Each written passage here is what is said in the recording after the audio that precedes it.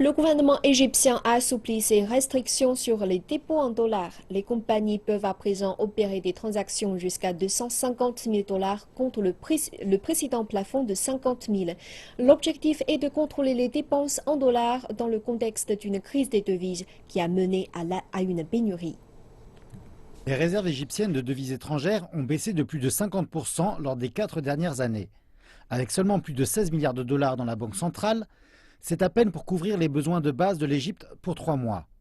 Le gouvernement a appliqué des réformes économiques depuis la mi-2014. Elles incluaient un plafond sur les transactions assoupli cette semaine.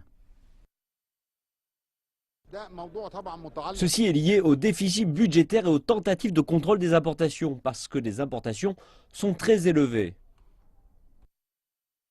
Les principales sources égyptiennes de devises fortes sont le tourisme, qui a subi un revers depuis le crash d'un avion transportant des passagers en octobre de l'année dernière. De même, les revenus du canal de Suez et les versements des expatriés ont baissé l'an dernier.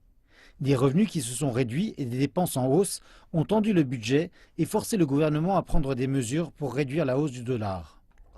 Les décisions de la Banque centrale sont correctes parce qu'elles visent à améliorer les conditions économiques et aussi longtemps qu'il y aura la stabilité politique, nous ressentirons les bénéfices de ces décisions.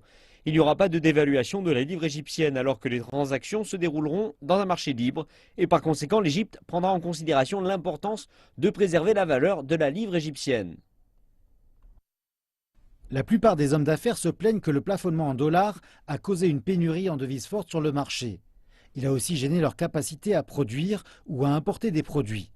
Et malgré l'élévation des limites des transactions en dollars, certains ne sont toujours pas satisfaits. Le plafond était de 50 000 dollars par mois et à présent il est de 250 000 dollars, mais seulement pour les matières premières et les moyens de production, pas pour le commerce. Donc en tant que commerçants, nous faisons toujours face à de nombreux problèmes. Le marché noir a brusquement monté après l'assouplissement du plafond en dollars. Mais les prêts et les subventions internationaux, qui doivent être reçus à la fin du mois, vont renforcer les réserves en devises étrangères et permettre de maintenir à flot la livre égyptienne.